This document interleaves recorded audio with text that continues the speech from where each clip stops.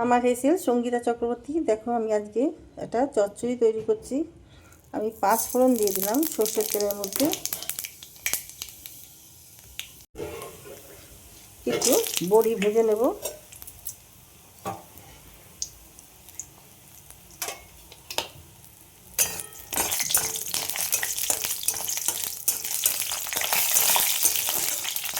বাবা, এটার মধ্যে জল ছিল মনে হয়। আচ্ছা, এখানে দেখো আমি নিয়েছি এই শিমগুলো, এগুলো খেতে খুব ভালো লাগে।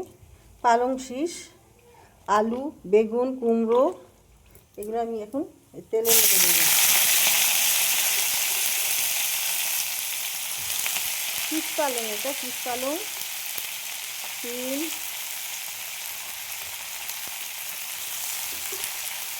আলু, বেগুন, কুমড়ো, এর মধ্যে পেঁপেও আছে, আলু আছে, উচ্ছে আছে, সব কিছু দিয়ে অল্প একটু ক্যাপসিকামও দিয়েছি।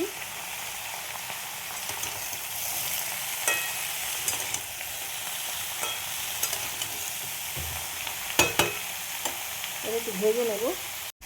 দেখো 3টে লঙ্কা, 2 চামচ, 3 চামচ, 2.5 চামচ মতন আমি এটা সর্ষে দিয়ে দিলাম। একটু গোলমরিচ দিয়ে দেবো। গোলমরিচ দিলে এই চচ্চড়িটা ভীষণ টেস্ট বেড়ে যাবে। দেখো পরিমাণ মতন দিয়ে দিলাম নুন, দেবো হলুদ, একটু বেশি লাগবে।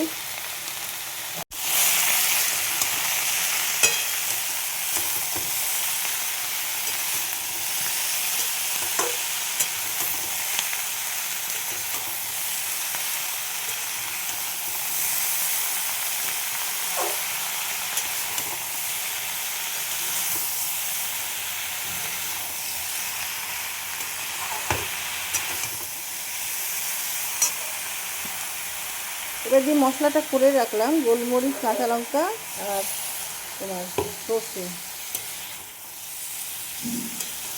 আমার এই মিক্সিটা একটু গন্ডগোল হয়েছে।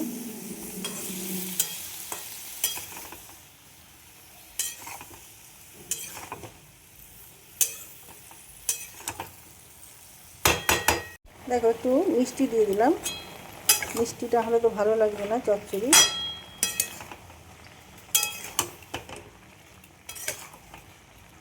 আমি আদা দিলাম না, তোমরা চাইলে আদা দিতে পারো।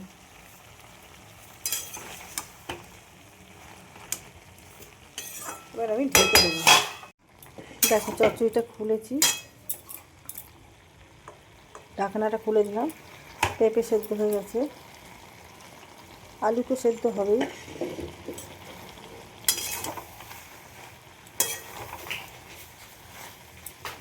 শীষ পালং আমার রেডি হয়ে গেছে চচ্চড়িটা। তোমাদের কার কীরকম লাগলো লাইক শেয়ার কমেন্ট করে আমার পাশে থেকো। ভালো লাগলে আমাকে কমেন্ট করে জানিও। ইউটিউব থেকে দেখলে আমার চ্যানেলটা সাবস্ক্রাইব করে দিও। ফেসবুক থেকে দেখলে আমার পেজটা ফলো করে নিও। সবাই ভালো থেকো। শুভ বসন্ত পঞ্চমী। সবাই ভালো থেকো। ভিডিওটা এখানেই শেষ করলাম।